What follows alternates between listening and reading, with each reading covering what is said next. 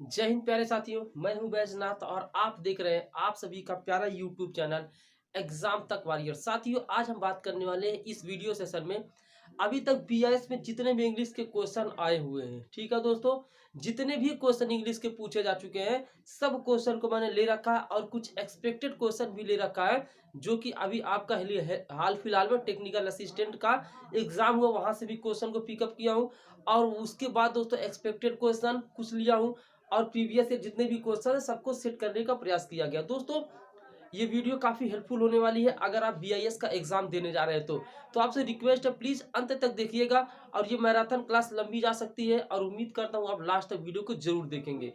और Telegram group में दोस्तों जरूर जुड़ जाइएगा, डिस्क्रिप्शन में लिंक है, वहां पर पीडीएफ वगैरह करंट अफेयर की, रीजनिंग, मैथ की मैं शेयर करते रहता हूँ। दोस्तों चलिए वीडियो को शुरू करते हैं बगैर देर किए और उम्मीद करता हूँ कि आप लोग कहने से पहले ही लाइक कर दिए होंगे। दोस्तों क्या होता है, बहुत सारे कैंडिडेट होते हैं, स्टूडेंट होते हैं प्यारे प्यारे, वो वीडियो को अंत तक नहीं देखते हैं, फिर बाद में कहते हैं सर आपने तो क्लास ही नहीं लिया था। तो आप ये इंग्लिश का पूरा सेशन है, अंत तक वीडियो को देखेंगे तो फिर काफी जो है इंजॉय आएगा। ठीक है ना, तो चलिए वीडियो को शुरू करते हैं, लेते हैं पहला क्वेश्चन।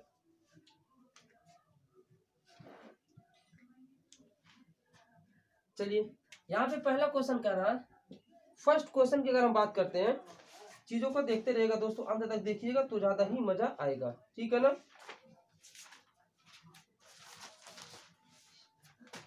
फर्स्ट क्वेश्चन कर रहा है the sentence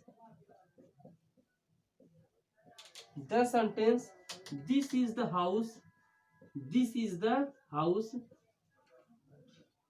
the sentence this is the house in which I was born.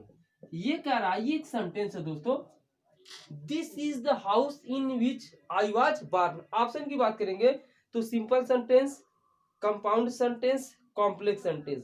तो दोस्तों ये कैसा सेंटेंस है ये आपको बताना है। तो दोस्तों यहाँ पे समझिए, पहले इसका हिंदी का हम इसका थोड़ा सा अनुवाद लगाता है क्या। द सेंटेंस, सेंटेंस मतलब होता वाक्य, दिस इज द हाउस, यह वही घर है जिसमें मैं पैदा हुआ था। ऐसे जब आपके सामने सेंटेंस है, यह वही घर है जिसमें मैं पैदा हुआ था, या ऐसा कोई कहे यह वही कलम है जिसे पहले लिखता था, या यह वही घर है जिसमें पहले रहता था। कुछ इस तरीके से अगर आपके सामने सेंटेंस आते हैं दोस्तों, तो इन सेंटेंस को हम बोलते हैं कॉम्प्लेक्स सेंटेंस। क्या बोलते हैं? Complex sentence. तो ये थोड़ा सा आप याद रखिएगा, इंपॉर्टेंट क्वेश्चन था, जो भी करा लो दोस्तों सब क्वेश्चन इंपॉर्टेंट, हल्का क्वेश्चन कोई भी नहीं है। सेकेंड क्वेश्चन कर रहा है, which of the following word is a proposition, which of the following word is a preposition। कह रहा दोस्तों जो इसमें से वर्ड दे रखा है, इसमें से प्रीपोजिशन कौन सा वर्ड है। वर्ड आपके सामने है दोस्तों, बियॉन्ड है, क्या है, बियॉन्ड है, एंड है, एट है और नाउ है। तो कह रहा है इसमें से कौन सा जो है वर्ड आपको दिख रहा प्रीपोजिशन। ठीक है ना, कौन सा वर्ड दोस्तों प्रीपोजिशन दिख रहा है।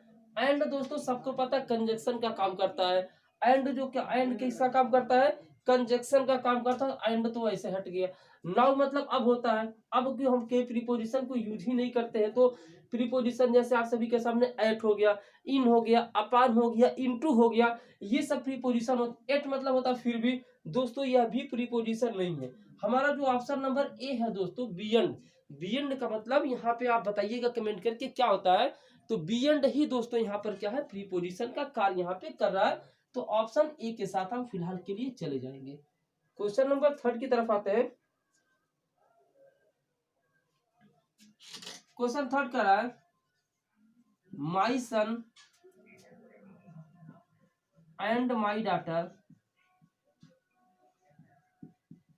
My son and my daughter are very fond of, are very fond of dash dash. यहाँ पे था दोस्तों, ऑप्शन था जो क्वेश्चन आया था, हर सेल्फ था, ईच अदर, देम सेल्व और हर सेल्फ था, हिम सेल्फ था। लिख देता हूं, एक था क्या, हर सेल्फ। एक ऑप्शन की बात करेंगे तो हर सेल्फ, एक ऑप्शन की बात करेंगे ईच अदर, एक ऑप्शन की बात ईच अदर, और एक ऑप्शन की बात देम सेल्व, और एक ऑप्शन था दोस्तों हिमसेल्फ। ठीक है ना। यहाँ पे अगर हम बात करेंगे तो मेरा जो पुत्र है और जो मेरी पुत्री है एक दूसरे को बहुत ज्यादा क्या करते हैं, अत्यधिक पसंद करते हैं, अत्यधिक क्या करते हैं, पसंद करते हैं एक दूसरे से। तो यहाँ पर हम दोस्तों जब सिर्फ दो लोगों के बीच की बात हो तो हाँ यहाँ हम यूज करते हैं ईच अदर। क्या यूज करते हैं दोस्तों, ईच अदर यूज करते हैं। तो यहाँ पे फिलहाल के ऑप्शन बी के साथ जाने वाले हैं। अच्छे से क्वेश्चन समझ में आ रहा, कोई भी प्रॉब्लम होगा कमेंट जरूर करिएगा। चलिए नेक्स्ट क्वेश्चन की तरफ आ जाते हैं। चलिए दोस्तों आ जाते हैं क्वेश्चन नंबर 4 की तरफ। दोस्तों क्वेश्चन नंबर 4 का रहा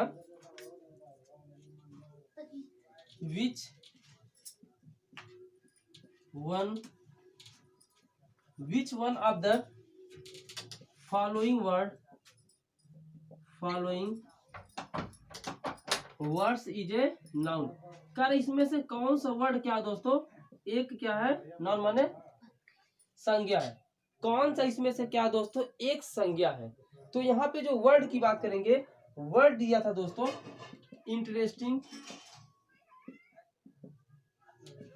इंटरेस्टिंग, डेवलप, टीचर, और एक वर्ड ब्रेव। यहाँ पे आपको बताना था कौन सा इसमें जो शब्द है दोस्तों इसमें से एक संज्ञा है, कौन सा शब्द इसमें से एक संज्ञा है। इंटरेस्टिंग मतलब होता है दोस्तों मनोरंजक, डेवलप मतलब होता है उन्नति करना, डेवलप मतलब क्या होता है, उन्नति करना।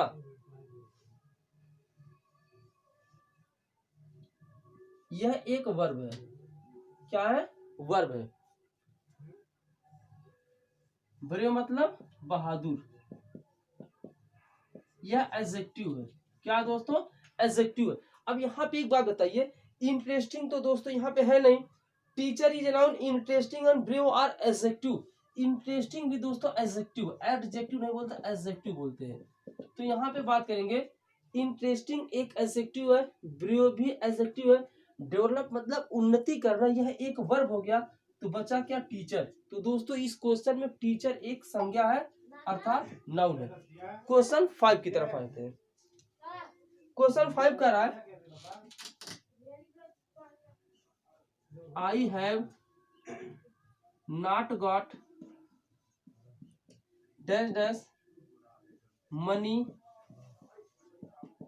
इन माई बैंक अकाउंट, इन माई बैंक अकाउंट। अच्छा क्वेश्चन है। ऑप्शन की बात करेंगे तो यहाँ ऑप्शन आप सभी के सामने है एनी, ए फ्यू, और उसके बाद फ्यू। चीजों को समझिएगा। I have not gate dash dash money in my bank account, यहाँ पे ऑप्शन आपके सामने दे रखा है, एनी रहेगा या ए फ्यू रहेगा, ए रहेगा या ए फ्यू रहेगा या फ्यू रहेगा। यहाँ पे एक बात समझिएगा दोस्तों, अच्छा क्वेश्चन, बहुत ही लाजवाब क्वेश्चन है। एनी का हम वहां पे यूज करते हैं जहां पर जो सेंस बनता है दोस्तों, जहां पे निगेटिव का सेंस बने या फिर इंट्रोगेटिव का सेंस बने। ठीक है ना, चीजों को आप समझिए। एनी का यूज हम वहां पर करते हैं जहां पर या तो निगेटिव का सेंस आए या फिर इंट्रोगेटिव का सेंस आए, तो वहां पर हम एनी का यूज कर लेते हैं। तो यहाँ पे नॉट है, यहाँ पे सिंपल सी बात है, नॉट किसको शो कर रहा है, निगेटिव को शो कर रहा है ना, तो हम इसको क्या यहाँ पे कर देंगे, नॉट का यूज कर सकते हैं। I have not got, I have not got, sorry यहाँ पे एनी रहेगा, any money in my bank account. चूंकि जो यहाँ पे सेंस लगा रहा है दोस्तों ना, नॉट मतलब होता है नहीं, निगेटिव का सेंस है, इस वजह से हमने यहाँ पे क्या यूज किया, एनी यूज किया। अगर यहाँ पे नॉट नहीं रहता तो हम अदर ऑप्शन की तरफ जाते हैं। यहाँ पे नॉट दिया है, इस वजह से हम इसी ऑप्शन की तरफ रहेंगे। आते हैं नेक्स्ट क्वेश्चन की तरफ।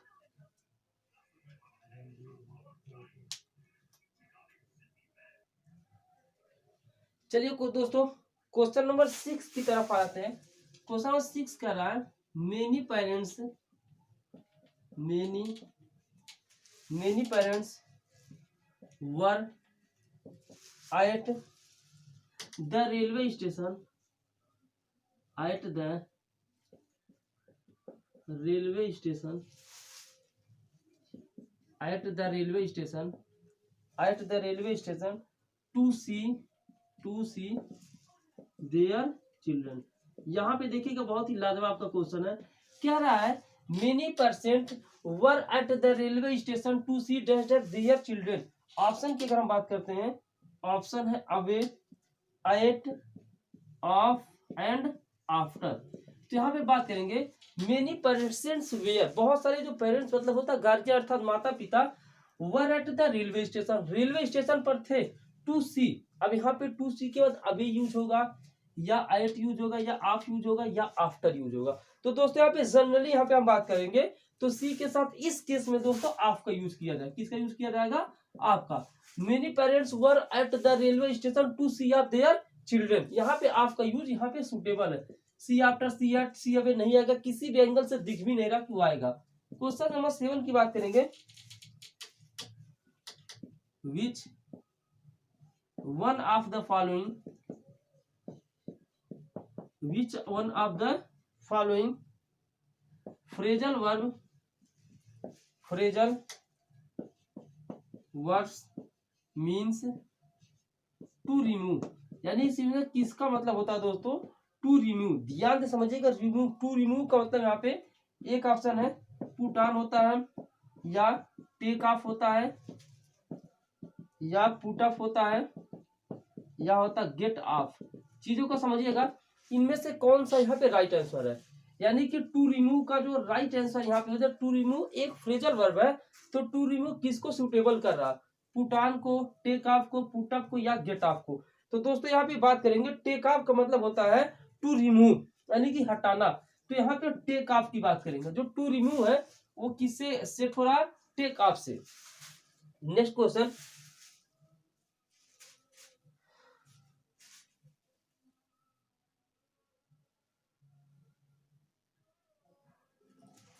नेक्स्ट क्वेश्चन क्या रहा, the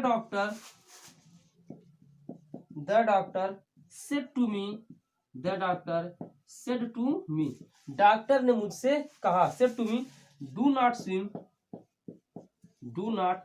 swim in cold water, in cold water. यानी कि कहा गया है कि डॉक्टर ने मुझसे कहा कि ठंडे पानी में मत तैरो, डॉक्टर ने मुझसे कहा कि ठंडे पानी में मत तैरो। तो इसका यहाँ पे डायरेक्ट इनडायरेक्ट है, तो डायरेक्ट एंड इनडायरेक्ट क्वेश्चन आपके एग्जाम में पूछा जाएगा। अभी से ही श्योर रहिए, ठीक है ना, अभी से ही श्योर रहिए कि डायरेक्ट एंड इनडायरेक्ट के क्वेश्चन आपके एग्जाम में दोस्तों क्या होगा, एक सेकंड, डायरेक्ट एंड इनडायरेक्ट आपके एग्जाम में पूछा जाएगा। ये 100% यहाँ पे दोस्तों है कि पूछा ही जाएगा, तो आपको उसकी तैयारी करके जानी है। चलिए यहाँ पे देख लेते हैं, तो इसका क्या बनेगा, डॉक्टर ने मुझसे कहा do not swim in cold water, यानी कि ठंडे पानी में मत तैरो। तो यहाँ पे चीजों को समझ लीजिएगा, इसका क्या रहने वाला है, इनडायरेक्ट स्पीच। ओके, यहाँ पे देखिएगा द डॉक्टर, अब डॉक्टर यहाँ पे दोस्तों ये इंपरेटिव सेंटेंस का पार्ट है, तो डॉक्टर यहाँ पे सेड टू, यानी कि डॉक्टर ने सुझाव ही तो दिया था, तो यहाँ पे क्या रहेगा, द डॉक्टर यहाँ पे हो जाएगा, the doctor advised, the doctor advised, क्या हो जाएगा, the doctor advised me, advised me. अब यहाँ पे एक बात समझ लीजिएगा, एडवाइज्ड मी, अब यहाँ पे चीजों को समझ लीजिएगा, द डॉक्टर, जब डॉक्टर किसी व्यक्ति से कुछ भी कहते हैं दोस्तों तो वह सलाह ही देते हैं, लेकिन अगर यहाँ पे कोई कह they do not bring a cup of T, तो वो आदेश देगा। तो यहाँ पे क्या करेंगे हम दोस्तों, सेड टू की जगह पर ऑर्डर्ड का यूज करेंगे, लेकिन डॉक्टर सलाह ही देते हैं ना, तो एडवाइज्ड मी। अब यहाँ पे डू नॉट को चेंज करते हैं नॉट टू, किसमें, not to swim in cold water, not to swim in cold water. इस तरीके से यहाँ पे डायरेक्ट इनडायरेक्ट आता है। चलिए क्वेश्चन 9 की तरफ आ जाते हैं दोस्तों। और जिन भी स्टूडेंट ने चैनल को सब्सक्राइब नहीं किया, चैनल को सब्सक्राइब कर लीजिए, क्योंकि आप सभी को पता है कि हम क्वालिटी वीडियो के साथ विश्वास भी देते हैं। और दोस्तों क्या है ना, टेलीग्राम ग्रुप में जो भी कैंडिडेट अभी तक नहीं जुड़े हुए हैं, जो भी प्यारे स्टूडेंट, वो प्लीज रिक्वेस्ट आप सभी लोग जुड़ जाइए, क्योंकि वहां पर अभी जो है करंट अफेयर का PDF वगैरह सब चीज शेयर करने वाला हूँ। तो अगर आप नहीं जुड़ेंगे तो फिर मेरी गलती मत दीजिएगा।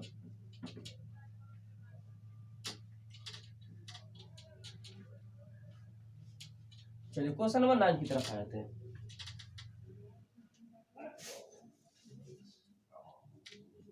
क्वेश्चन नंबर 9 कह रहा दोस्तों,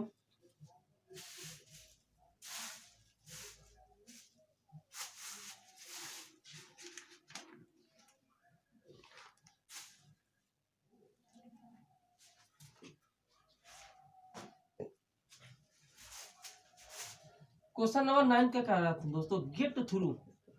get through, get through means क्या होता है, चीजों को समझिएगा। गेट थ्रू का मतलब क्या होता है दोस्तों, यहाँ पे ये है दोस्तों इडियम एंड फ्रेज का क्वेश्चन। किसका है, इडियम एंड फ्रेजेस का क्वेश्चन है दोस्तों। गेट थ्रू का मतलब होता है दोस्तों सफल होना। गेट थ्रू का मतलब क्या होता है, सफल होना। तो इसका इंग्लिश क्या लिखेगा, to be successful. To be successful क्या लिखेगा दोस्तों, टू बी सक्सेसफुल, यानी कि गेट थ्रू का मतलब होता है सफल होना। क्या होता है, सफल होना। नेक्स्ट है give up. Give up, give up का मतलब होता है दोस्तों त्याग देना या त्यागना। गिव अप का मतलब क्या होता है, त्यागना या त्याग देना। तो गिव अप के साथ जाएंगे दोस्तों लीव, टू लीव। क्या हो जाएगा, टू लीव। तो इडियम फ्रेजेस भी आप सभी के क्वेश्चन में अच्छे खासे आते हैं। तो इडियम फ्रेजेस को थोड़ा सा आप सभी लोग क्या करिए, तैयार कर लीजिएगा। चलिए आ जाते हैं नेक्स्ट क्वेश्चन।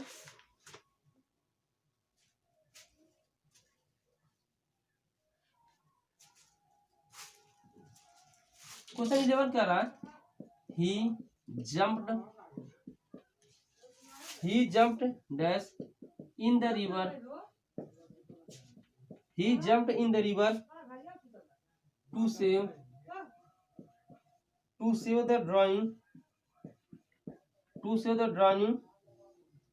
child. क्या रहा, नो एरर, यानी क्या रहा, इसमें से कोई भी एरर नहीं है।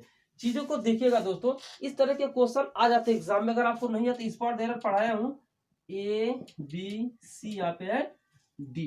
कह रहा he jumped in the river, वह नदी में कूदा। To save the driving child, driving मतलब होता है डूबते हुए बच्चे को बचाने के लिए वह नदी में कूदा। नो एरर है, डी के साथ जाएंगे या सी के साथ या बी के साथ या ए के साथ जाने वाले। तो दोस्तों इसका राइट आंसर हो जाएगा बी। क्या हो जाएगा, बी। क्यों होगा, क्योंकि जब हम कोई भी कार्य, कोई भी वर्क जो गति से करते हैं ना, तो गति से कमरे में कोई आया, ही केम इनटू द रूम, वह कमरे में आया। तो दोस्तों जब वो कमरे में आएगा तो गति से आएगा, अर्थात स्पीड से आएगा। तो वहां पे इन ना होगा, इनटू का यूज होगा। किसका यूज होगा, इनटू का यूज होगा। ऐसे ही सेम टू सेम जब नदी में कूदेगा तो गति से कूदेगा, तो इन के जगह पर किसका यूज हो जाएगा दोस्तों, इनटू का यूज हो जाएगा। इन के जगह पर किसका यूज हो जाएगा, इनटू का यूज हो जाएगा। Question number 10। नेक्स्ट क्वेश्चन कर रहा है, इसी तरीके का एक स्पार्ट दे रहा लेते हैं। Each of us have done the assignment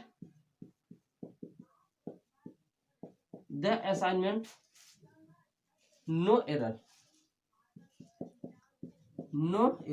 कह रहे ईच ऑफ अस, हमें में से प्रत्येक, हैव डन द असाइनमेंट, हमें में से प्रत्येक ने असाइनमेंट को कंप्लीट कर लिया है, अर्थात पूरा कर लिया है, डन कर लिया है। ठीक है ना। तो यहां पे बात करेंगे, यहां पे देखिएगा each of us. Each of us क्या हो दोस्तों, each of us, each of us यहाँ पे दोस्तों एज ए सिंगुलर यूज होता है। ईच ऑफ अस हो गया, ईच ऑफ अस हो गया दोस्तों, आइदर, नाइदर, वन या फिर एवरी, ये सब जो है दोस्तों हमेशा सिंगुलर के साथ यूज होते हैं। हमेशा किसके साथ यूज होते हैं, सिंगुलर के साथ यूज होते हैं।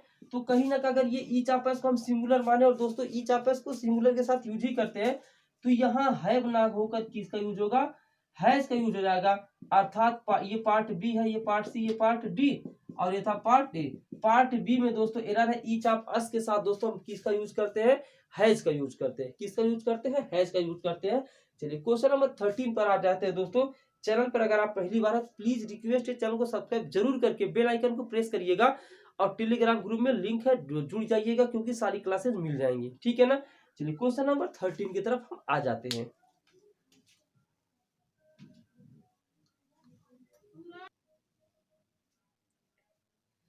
चलिए दोस्तों क्वेश्चन नंबर 13 की तरफ आ जाते हैं। क्वेश्चन नंबर 13 से देखिए दोस्तों, एग्जाम में noun, pronoun, adjective, verb, adverb, preposition, conjunction, इस तरीके के क्वेश्चन दोस्तों पूछे जाते हैं। तो यहाँ पे दोस्तों एक क्वेश्चन आया हुआ था पिछली बार, क्या रहा था दोस्तों, यहाँ पे नाउन है, नाउन को चेंज करना था, नाउन को चेंज करना था एडजेक्टिव में। किस में चेंज करना था, एडजेक्टिव में। तो दोस्तों 2-3 आया था, तो उसकी हम बात कर लेते हैं। तो यहाँ पे एक दिया था मैजिक, मैजिक का दोस्तों बताएगा, मैजिक का देखिए, मैजिक मतलब होता है जादू, मैजिक मतलब जादू। तो मैजिक का एडजेक्टिव हो जाएगा दोस्तों मैजिकल। क्या हो जाता है, मैजिकल। मैजिक का एडजेक्टिव हो जाता है मैजिकल, ठीक है ना। यहाँ पे एक था वूल, WOOL, वूल, और इसका जो एडजेक्टिव बनाएंगे वूलन हो जाएगा। क्या हो जाएगा, वूलन। WOO, यहाँ देखिए ऊल मतलब ऊन, और वूलन मतलब होता है दोस्तों ऊनी। वो एडजेक्टिव क्वालिटी को शो करने लगता है, जिस वजह से वो एडजेक्टिव में चला जाता है। अब बात करेंगे आर्ट, आर्ट मतलब होता है दोस्तों कला, और आर्ट का अगर हम एडजेक्टिव बनाए तो आर्टिस्ट हो जाएगा। क्या हो जाएगा, आर्टिस्टिक, आर्टिस्टिक, ठीक है ना। तो ये सब चीजें हैं दोस्तों, आप सभी लोग समझते रहिए। एक है, अगर हम बात करेंगे नेशन, नेशन मतलब होता है राष्ट्र, नेशन मतलब होता है राष्ट्र, लेकिन हम अगर हम बात कर देंगे नेशनल की, नेशनल, यह एक हो जाता है आपका एडजेक्टिव। नेशनल मतलब होता है दोस्तों राष्ट्रीय, ठीक है ना। तो इस तरीके से आप नाउन से एडजेक्टिव में चेंज कर सकते हैं। और बहुत सारा क्वेश्चन दोस्तों पिछली बार पूछा गया था, नाउन और नाउन से चेंज करना था एडजेक्टिव में। चलिए नेक्स्ट क्वेश्चन की तरफ अगर हम बात कर लेते हैं,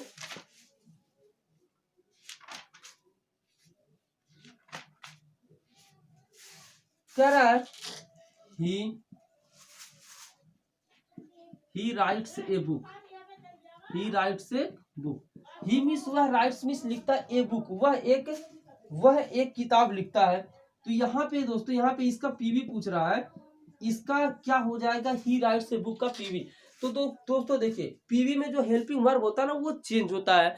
प्रेजेंट इंडिफिनिट का जो पीवी का हेल्पिंग वर्ब होता है वो इज, एम, आर होता है। और एक्टिव पैसिव में क्या करते हैं, हम सब्जेक्ट को ऑब्जेक्ट के स्थान पर लेकर आते हैं और ऑब्जेक्ट को सब्जेक्ट के स्थान पर और बाई के साथ हम ऐड करते हैं।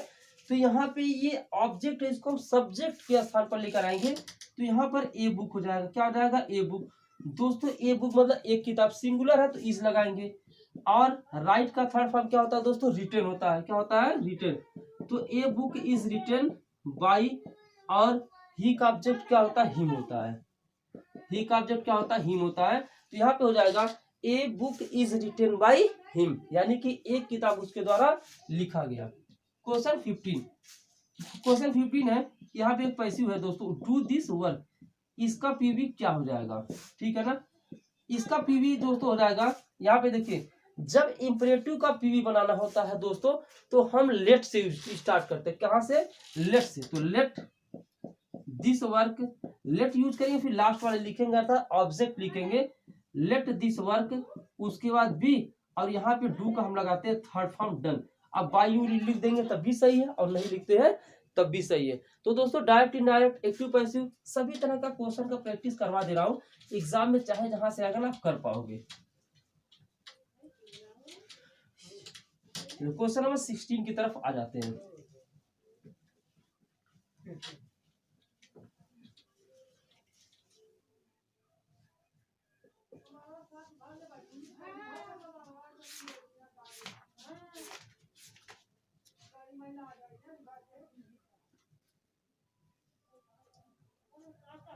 चलिए क्वेश्चन नंबर 16 की बात कर लेते हैं दोस्तों।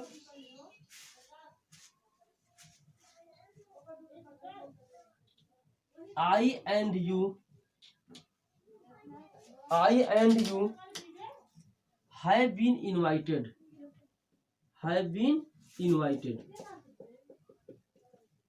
यहाँ पे दोस्तों ये था इनकरेक्ट, मतलब इनकरेक्ट दिया हुआ था और पूछ रहा था इसका करेक्ट क्या होगा। तो चीजों को समझिएगा, ये नाउन का क्वेश्चन है और इसको पहले मैंने पढ़ा ही रखा है, ठीक है ना।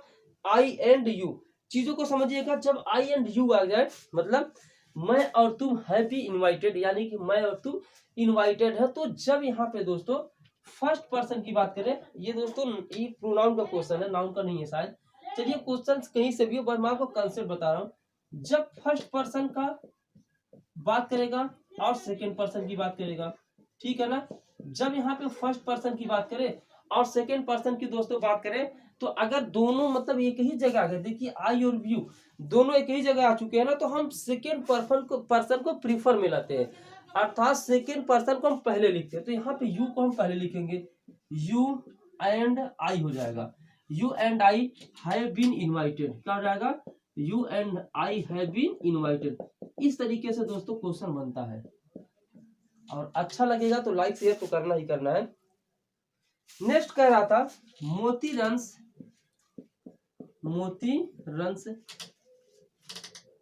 Runs faster than me,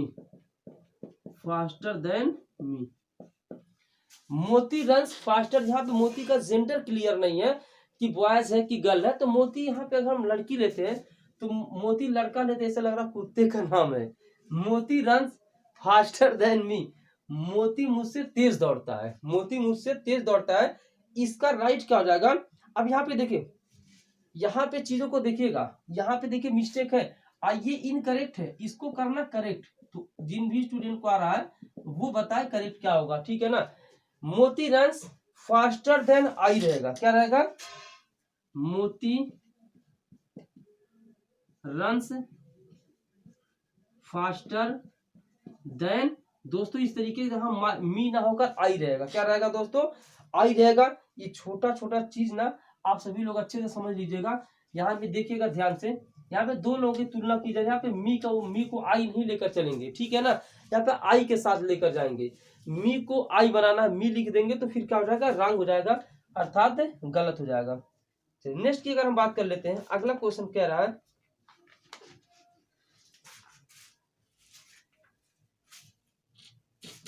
he wished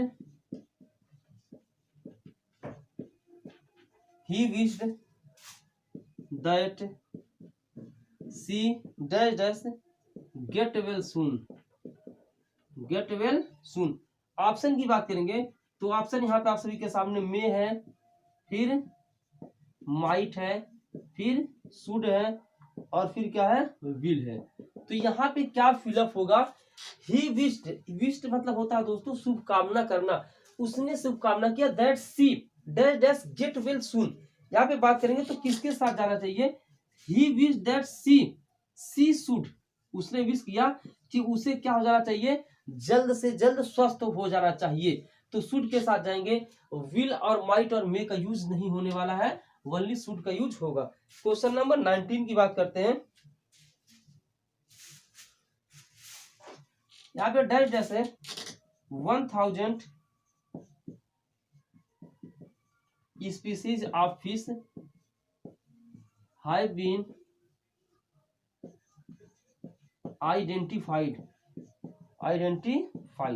यहाँ पे देखिएगा dash dash species of fish have been identified, यहाँ पे एज मेनी एज एक ऑप्शन है, एज मेनी एज एक ऑप्शन आप सभी के सामने एज मेनी है, एक ऑप्शन एज मच एज है, और एक ऑप्शन है मच एज। यहाँ पे आप सभी के सामने दिख रहा है दोस्तों कि यहाँ पे चार ऑप्शन आप सभी के सामने है, as many as many, as much as, या फिर मच एज। यहाँ पे डैश डैश है एक, यहाँ पे देखिए स्पीसीज, यहाँ पे मतलब हो जा रहा प्रजाति, 1000 प्रजाति ऑफ फिश मछली की हैव बीन आइडेंटिफाइड, मछली की जो है दोस्तों 1000 प्रजातियां आइडेंटिफाइड अर्थात पहचानी गई हैं, आइडेंटिफाइड की गई हैं, ठीक है ना। तो यहाँ पे हम बात करते हैं, यहाँ पे ऑप्शन नंबर ए के साथ जाने वाले हैं, एज मेनी एज हो जाएगा, क्या हो जाएगा, एज मेनी एज, ये देखिए सुटेबल लग रहा, as many as 1000 species of fish have been identified, यानी कि 1000 मछली की प्रजाति को क्या किया गया दोस्तों, आइडेंटिफाइड किया गया है। चलिए क्वेश्चन नंबर 19 की तरफ आ गए हैं, लेते क्वेश्चन नंबर 20। वीडियो को लाइक करने के साथ साथ चैनल को सब्सक्राइब भी कर लीजिएगा।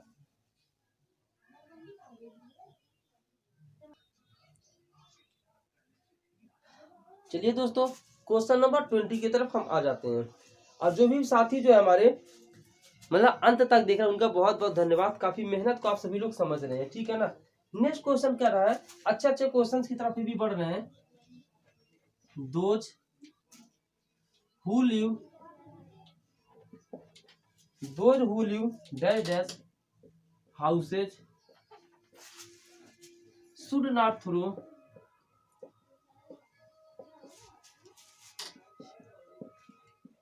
Should not throw dash dash at others. और यहाँ पे ऑप्शन की बात करेंगे तो यहाँ पे डबल ऑप्शन दे रखा है, बिग एब्यूज, ये पहला ऑप्शन था, ठीक है ना। दूसरा ऑप्शन है यहाँ पे वो चैलेंज। तीसरे ऑप्शन की बात करेंगे स्टोन ब्रिक्स। और चौथे ऑप्शन की बात करेंगे ग्लास स्टोन्स। चलिए, कह रहा है those who live dash dash houses should not throw dash dash at others. Okay, यानी कि दोज हु लिव, जो रहते हैं, कहाँ रहते हैं, शुड नॉट थ्रो, नहीं फेंकना चाहिए दूसरों पर। क्या आपने एक डायलॉग सुना होगा कि जिनके घर कांच के होते वो दूसरों के घरों पर पत्थर नहीं फेंका करते हैं। यही सेंटेंस यहाँ पे है, those who live glass houses, ठीक है ना, जो ग्लास हाउसेज में रहते हैं, should not throw stones at others, यानी कि जो दूसरे, जो ग्लास के घर में रहते हैं ना, जिनके घर कांच के होते हैं, वो दूसरों के घरों पर पत्थर नहीं फेंका करते हैं। तो यहाँ पे ग्लास के साथ जाएंगे और यहाँ पे स्टोन्स एट अदर्स हो जाएगा, ठीक है ना। चलिए, क्वेश्चन समझ में आ रहा होगा। क्वेश्चन 21 कह रहा है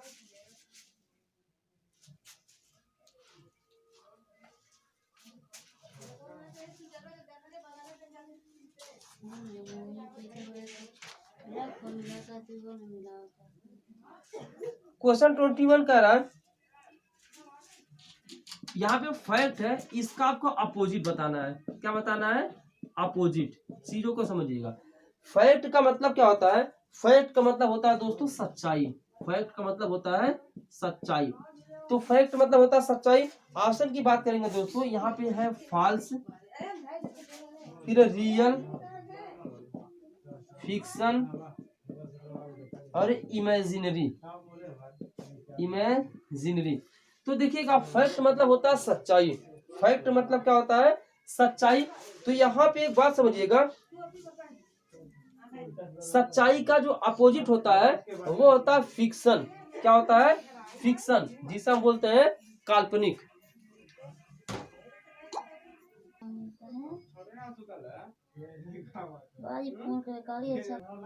चलिए दोस्तों, आ जाते हैं। ये देखिए दोस्तों, समझिएगा ध्यान से, फैक्ट का यहाँ पे अपोजिट क्या होगा।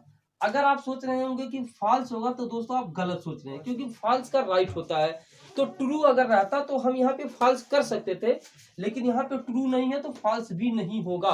इमेजिनरी मतलब होता है काल्पनिक, यह भी नहीं होगा। रियल मतलब होता है वास्तविक, यह भी नहीं होगा। तो आपके पास बचा क्या है? आपके पास सिर्फ एक बचा, फिक्शन। क्या बचा दोस्तों? फिक्शन। और फिक्शन का मतलब होता है दोस्तों, समझिएगा, फिक्शन का मतलब क्या होता है? जिसका अर्थ काल्पनिक होता है। जिसका अर्थ क्या होता है? काल्पनिक। यानी कि सच्चाई का क्या हो जाएगा? काल्पनिक हो जाएगा। चलिएगा, क्वेश्चन नंबर 22 अगला है प्रूडियंट, PRUDENT। और हाँ, इस क्वेश्चन में थोड़ा सा डाउट आ रहा है, ठीक है ना। इस क्वेश्चन में हल्का सा डाउट है, फिक्शन और इमेजिनरी में क्या होगा, लेकिन यहाँ पे आंसर तो फिक्शन ही होगा। फिर आप थोड़ा सा एक्सप्लेनेशन अगर जानते होंगे इसका तो कमेंट बॉक्स में आपका स्वागत है। नेक्स्ट क्वेश्चन कर रहा है प्रूडियंट का अपोजिट क्या होगा? प्रूडियंट का अपोजिट क्या होगा? और यहाँ पे अपोजिट की बात, यहाँ पे ऑप्शन है सिली। क्या है? सिली, अनवाइज, इडियट और पुअर। ये इसके क्या दोस्तों यहाँ पे दे रखे हैं। तो यहाँ पे प्रूडियंट का अर्थ होता है बुद्धिमान या कुशाग्र। क्या होता है? बुद्धिमान या कुशाग्र। बुद्धिमान या कुशाग्र होता है प्रूडियंट का मतलब। तो प्रूडियंट का मतलब होता है बुद्धिमान या कुशाग्र। अब यहाँ पे देखिएगा, अच्छे से समझिएगा। पुअर मतलब होता है गरीब। तो गरीब से, कुशाग्र बुद्धि से कोई मतलब ही नहीं है। तो कहीं ना कहीं यहाँ पे पुअर तो पहली बात अपोजिट यहाँ से कट गया। और यहाँ बात करेंगे इडियट, इडियट से इसे कोई मतलब नहीं, ये भी कट गया, ठीक है ना। प्रूडियंस मतलब बुद्धिमान या कुशाग्र। तो यहाँ पे देखिएगा सिली मतलब होता है मजाकिया, यानी कि क्या? सिली मतलब होता है मूर्ख, सॉरी, सिली मतलब होता है मूर्ख। लेकिन बच्चा के अनवाइज, जो बुद्धिमान ना हो, जो कुशाग्र बुद्धि का ना हो, उसी को तो अनवाइज बोलेंगे। तो प्रूडियंट का अपोजिट हो जाएगा अनवाइज। क्या हो जाएगा? अनवाइज। दोस्तों चैनल को सब्सक्राइब जिन लोगों ने नहीं किया तो प्लीज चैनल को सब्सक्राइब करें। क्वेश्चन 23 की तरफ आ जाते हैं।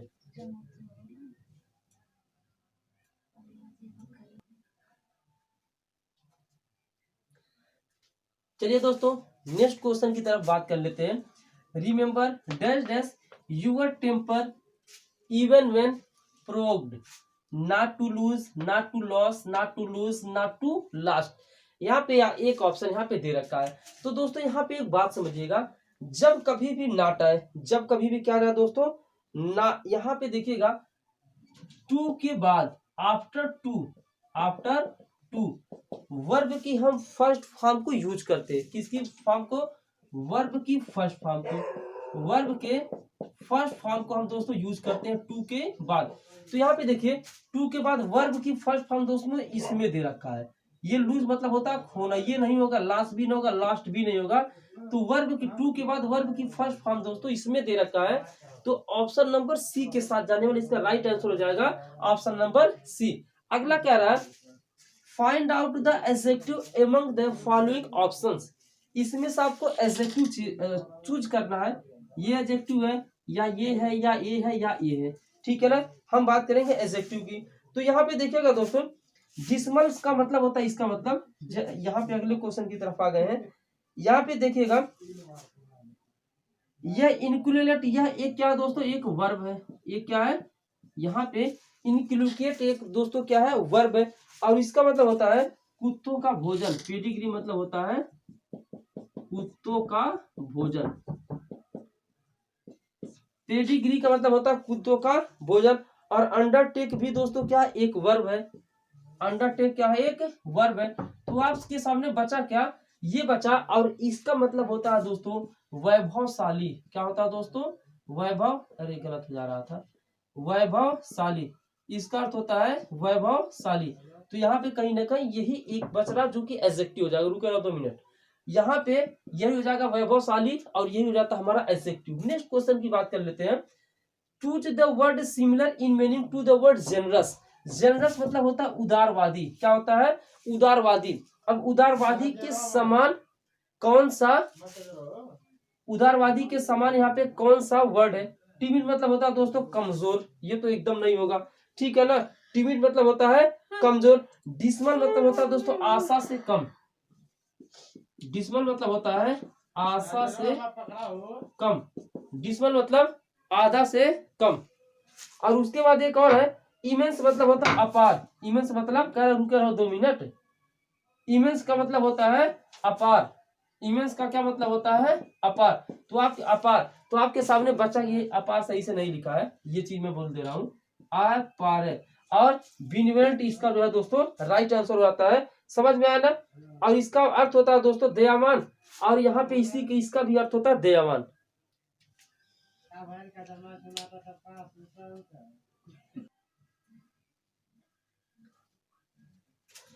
चलिए दोस्तों सेशन को यहीं पर एंड करते हैं। लगभग 40-45 मिनट के आसपास की वीडियो हो चुकी होगी, यहीं पर एंड करते हैं। और अगर आपको अच्छा लगा होगा तो लाइक और शेयर जरूर करिएगा। और ये 25 क्वेश्चन हो गए, 25-30 किसी और एक वीडियो में करा दूंगा। 50-60 क्वेश्चन आपके एग्जाम में यहीं से आ जाएंगे। प्रीवियस ईयर कलेक्ट कर लिया हूं दोस्तों, वहीं से सारे क्वेश्चंस करवा रहा हूं। इससे इजी भी कुछ क्वेश्चन आ रहे थे तो जिनको मैंने नहीं बताया। तो ज्यादा इजी क्वेश्चन बताने से कोई फायदा नहीं हो, तो आप खुद कर लेंगे। तो जो मीडियम मॉडरेट लेवल के क्वेश्चन थे और जो टफ लेवल क्वेश्चन थे वही क्वेश्चन वही मैं करा रहा हूँ। तो दोस्तों आप सभी लोग क्या करिएगा, डिस्क्रिप्शन में लिंक है, टेलीग्राम में जुड़ जाइएगा। और उसके साथ साथ वीडियो को लाइक करें, चैनल को सब्सक्राइब करें। और BIS 2020 करके प्लेलिस्ट वहां से जरूर जाकर चेक कर लें। मिलते हैं नेक्स्ट वीडियो में, तब तक के लिए जय हिंद, वंदे मातरम।